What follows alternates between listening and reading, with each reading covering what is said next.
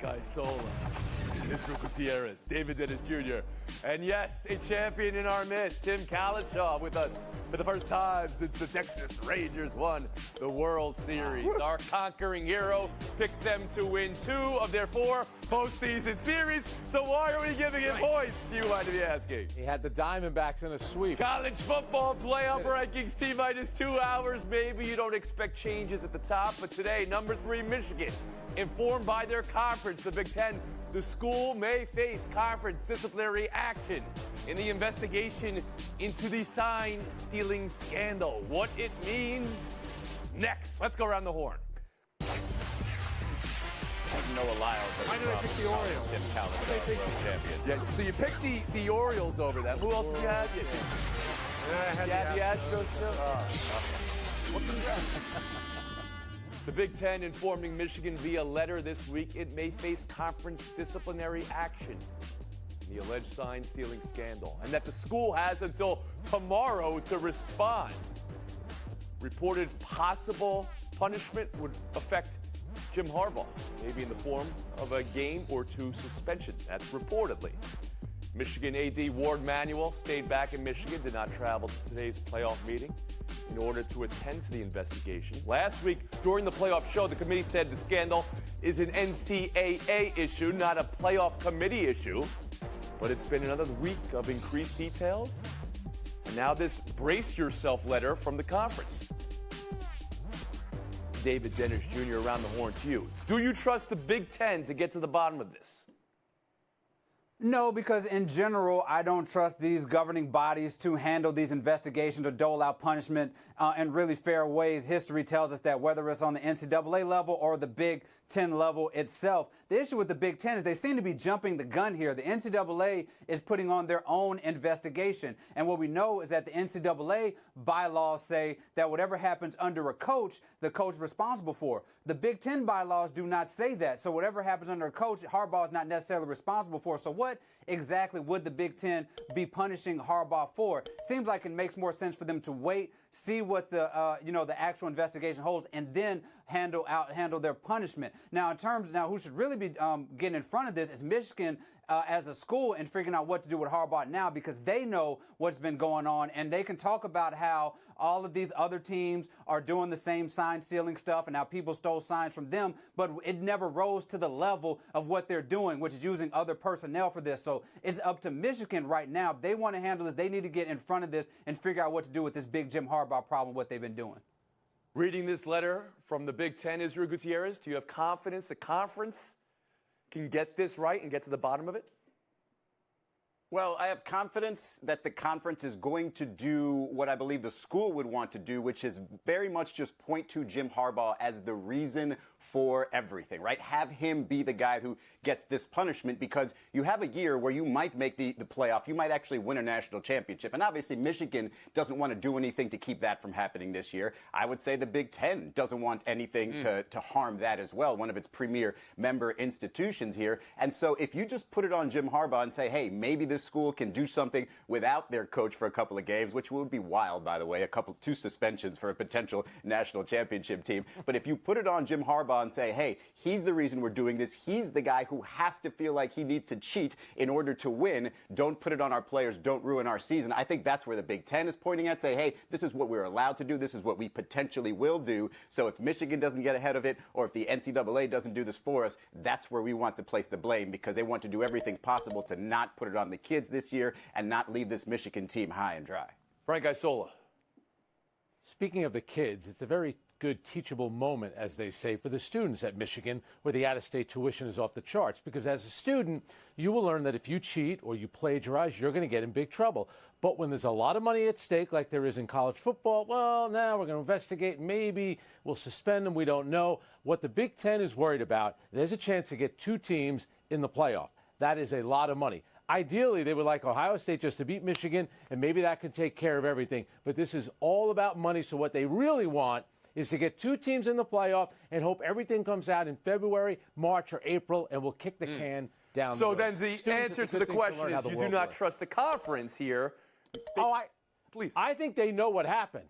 I just think that the punishment they're going to hem and haw a little bit, let things play out on the football field before it plays out in the legal process. Tim Kalishaw. Yeah, I think the potential penalty is way too severe to trust a conference to do the right thing here. It bothers me a little when Bill Hancock says this is not a football playoff committee issue. It's for the NCAA and the Big Ten.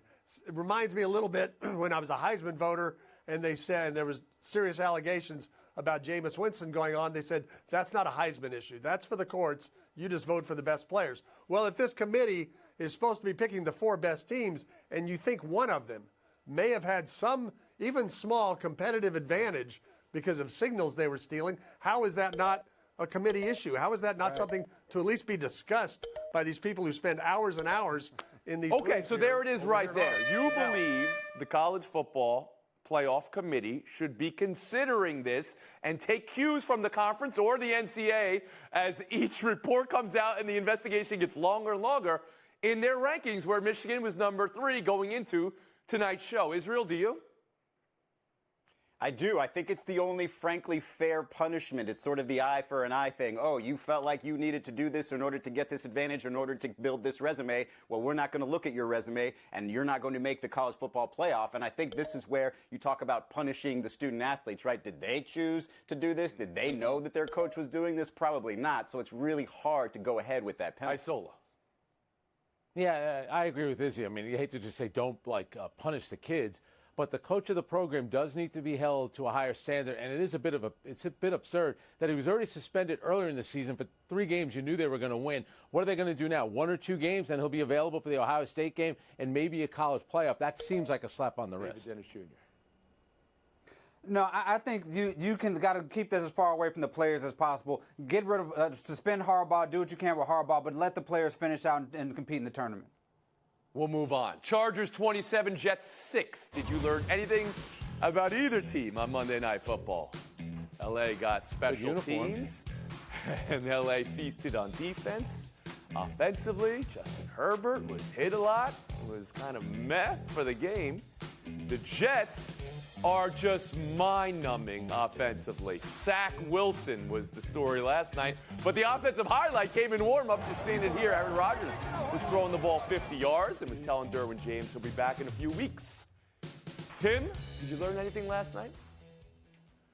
I learned that I know there's going to be some talk about the Jets. We've been on them since Hard Knocks. But I learned something about the Chargers last night. They are capable of putting an opponent, a very good defensive opponent, a flawed, obviously, offensive opponent, but they are capable of putting a 4-4 team away and winning by 21 points and getting 8 sacks and doing it without Herbert having to be great. As you said, they didn't even have 200 yards total offense, but they didn't really need it because after that punt return and an early touchdown, they were in such dominant control of a road game. And we never see that from the Chargers. Every game is tough for the Chargers, and they let a lot of those games get away. This one, they actually showed that they're going to be a playoff team, which they are, and they're going to, at some point, at least the Chiefs are going to feel their hot breath on their neck. I'm not saying they're going to catch them. They're going to know they're there. But you saw enough to say that was a playoff team. We saw that because they're not a playoff team right now. They're on the outside looking in, and they're looking at some teams that may not be able to catch. Frank Isola, how about you? They're better than a bunch of those teams. Yeah, for me, it was another dull game with subpar quarterback play. That's when you see Aaron Rodgers out there. And Aaron Rodgers knows when he steps on the field and he's throwing long passes, everyone's going to talk about it. There has to be a reason for this.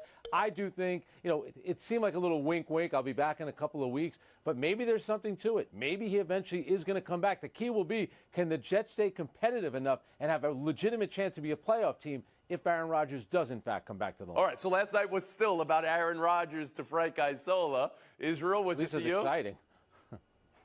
What I learned about the Chargers is they are capable of playing the games on their schedule. Last week they had the Bears, good win. This week they had the Jets, good win. That's all I learned about this team. What I also continuously learned, is that Aaron Rodgers cannot stay away from the spotlight. If you were to miraculously come back from this Achilles tear, it would be shocking if you just did it without a warning, right? If you just came back in week 13, it's just like, look at me, I'm ready to play. But this, like preparing people to come back for what?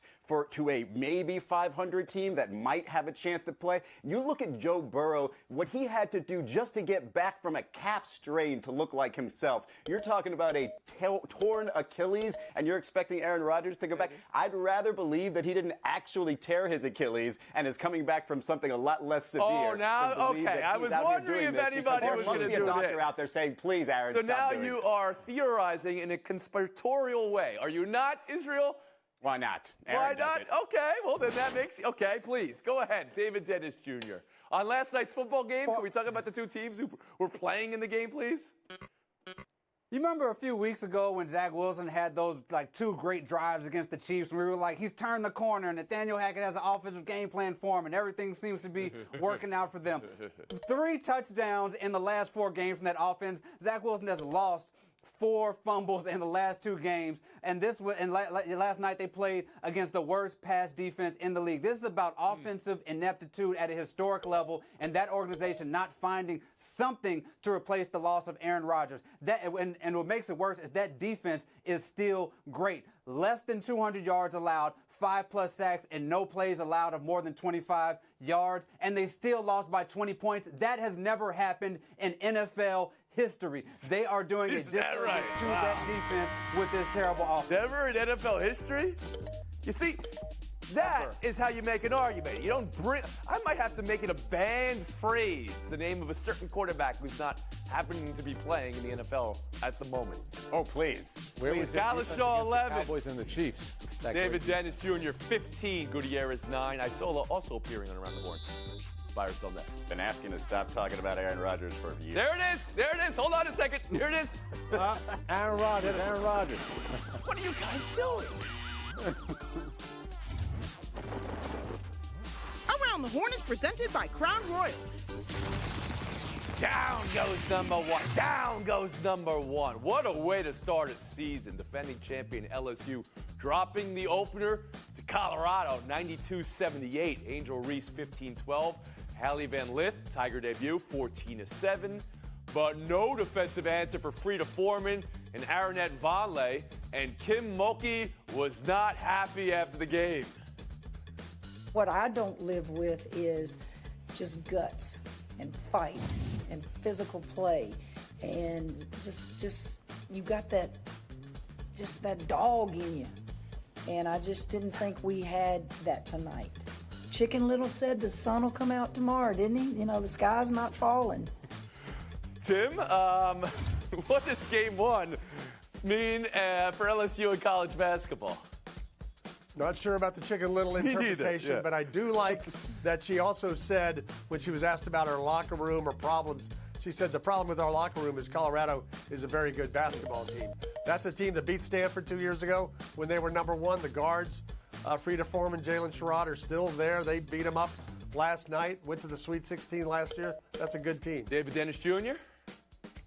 I'm with Tim on Colorado being a good team. Vonleh, 24-6-4. They were great execution-wise. LSU was a little bit rusty. They played sloppy yesterday, 44% from the field, 19 turnovers on 13 assists. It's the first defending championship lost opener since 95-96. And that UConn team made it to the Final Four, so I think they'll be fine going forward. Israel Gutierrez? I'd call it almost a scheduled loss because you're talking about a good Colorado team with very experienced guards coming in, and you're playing without Alexis Morris, who graduated and was your point guard last year, was your floor general last year. So I would say, maybe as Chicken Little always says, don't blame your players after just the first one. Oh, okay. All right. And Frank Isola? I love. They used to play the game in Springfield. Now it's in Vegas. Maybe Naismith used to vacation there. That's why they moved it. Everyone talks about LSU. You didn't mention Angel Reese. I think the coach is calling out her best player. And let's think about this now. She's been the toast of the town. She's been everywhere. She's had a great offseason. But maybe this is the downside to NIL, making all that money.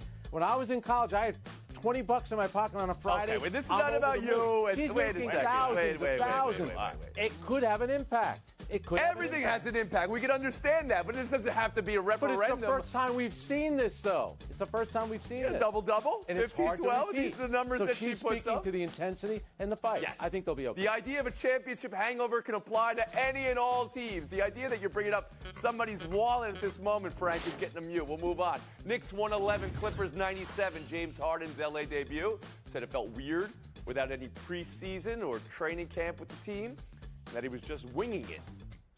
He had 17 and 6, but was a minus 18 for the game. The whole team fell flat in the fourth as they caught an L from New York. Frank, what do you buy? What do you sell from the Harden debut?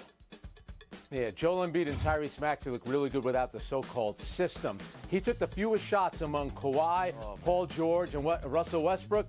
Let's see how that plays out a couple of weeks from now, 40 games into the season, because he's going to go back to his usual ways, pounding the life out of that basket. I got to give you credit, Frank, because you bring it in every answer no matter what.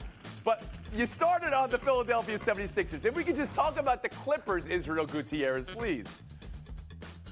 Sure. I mean, look, I thought Paul George looked out of sorts, and James Harden can go out there and wing, and he can do that at any given time with any team and look pretty decent. But when you talk about him handling the ball more, is that going to get Paul George more in a rhythm? Is that going to get Kawhi Leonard more in a rhythm? I don't know if this is the exact perfect fit for him unless he's willing to play the absolute role of point guard, distributor, and nothing else. David Dennis Jr. on the Harden debut with Clippers. Oh, first I want to talk about the Harden quote and being unused to not having practice time and play with teams. Whose fault is that? You keep demanding trades and you keep getting moving around players. You don't get time to practice. Now, on the good side for them is that, he will start to handle that ball more. And I disagree about what that means. They ran 19 pick and rolls last night. They scored 23 points on those. When he starts to handle the ball more, I think that'll actually be good for that Clippers offense. That's what you're waiting to see. And Tim Kalishaw on the debut last night? I just like that Steve Ballmer has built a perfect team for load management regular season. 2 former superstars can take a night off, and 2 more former superstars can keep playing. None of them are anywhere near their prime. They won't do anything in the playoffs, but they'll manage to get through the season okay. Managed to get through the season, but you don't believe this is the type of team that can win in the postseason? No, I do not. Nobody does. We'll move on. Buy or sell 3, the Craig Counsell sweepstakes. Everybody seeking counsel. Milwaukee had him, loved him, but then maybe he'd go to the Mets? No. Cubs offering double what Milwaukee was offering. And then the Cubs moving on from David Ross and hiring Counsell at $8 million a year, highest paid in the sport by nearly double. Brewers and their community now need a new manager. Milwaukee Journal Sentinel found images of local Craig Counsell named parks being graffitied. Tim, what do you buy? What do you sell from all this? I know Counsell gave the Rangers fits in the World Series. Wait, he's never been to a World Series. I'm sorry, that's the wrong guy. I don't know what the big derby was for with this guy. I know he's a good manager, but everybody wanting him, the Mets have to have him, the Cubs make him the highest paid manager ever. It's a little extreme. David Dennis Jr.? I think it's a good move for the Cubs who, upgraded the manager position. They have a good farm league that he can sort of cultivate. The problem here is how they did it. You don't do a press release announcing that you're firing somebody and hiring somebody in the same release. You don't post on Instagram that you're breaking up with your partner and you have a new girlfriend at the same one. You figure some way out to make it look better for all parties involved. Gutierrez? Yeah, this is where I'm landing, just sort of feeling bad for David Ross here. I mean, the former Cub, the beloved former Cub, they called him Grandpa Ross, even though he's only 46, by the way, not a grandpa's age. But yeah, you turn around and all of a sudden they're paying some guy double to replace you. Doesn't feel great. And Frank Isola. Craig Counsell is a terrific manager. He has got a good agent. He had 3 teams negotiating, but as David said, bad look for the Cubs there, the way they handled it. That does not look good at all. You want to talk about how much he's making, since you're in everybody's finances? Money bags, Isola? Well, when you're 19 years old and you're making a lot of money, that's hard. It's not easy. David Dennis Jr., Tim Kalishaw. Showdown next. Please drink responsibly. Kalishaw, Dennis, good luck in Showdown. More from college basketball's opening day. South Carolina, 100, Notre Dame, 71. Paris saw the most dominating performance of opening day and didn't have the highlight of opening day. Malaysia, full Wiley, coast-to-coast layup. Tim, what's the best part? Man, the whole thing, you got to watch it about 3 times. It's so fast. Reminds me of a shot I used to try in horse. Didn't usually end well. She seems to have perfected it. Well, that's got to be to about a you. little All finer right. degree. David Dennis Jr.? The best part of this is that might not have even been the best play from her that game. The no-look pass under the basket a few minutes later after the hezzy was phenomenal. This is a human highlight film in the sport that we haven't seen in a long time. Right. We just talked about LSU, South Carolina. Do they rebuild? No, they just reload. That's just all they do. David Dennis Jr., 30 seconds of FaceTime. One question? We are 8 games into the NBA season, and I'm calling it. Fellow Davidson alum, Wardell Stephen Curry, MVP, 47 threes made. Nobody has made more than 30 this season. Led the team in scoring first 8 games of the season. The oldest player to do that, first player over 35 to do that. Wardell Stephen Curry, lock it in, MVP this season. November 7th is when we're doing this already, David? Jokic. November Yes, 7th? indeed. Oh, Yes, my indeed. goodness. What are we even doing here? Frank Isola, your points per show has gone down now because of today's negative number. But now that we're paying per point on this show, we want to talk about how much everybody's making in the world. You had a negative day. You have to actually give money back to the mute button. That's today. fine. Yeah? I'm just glad the college basketball season started in Paris. Keep that tradition alive. That's a good one. You are unbelievable doing hater. here? Ah, Not a see bad you guys place to tomorrow. start.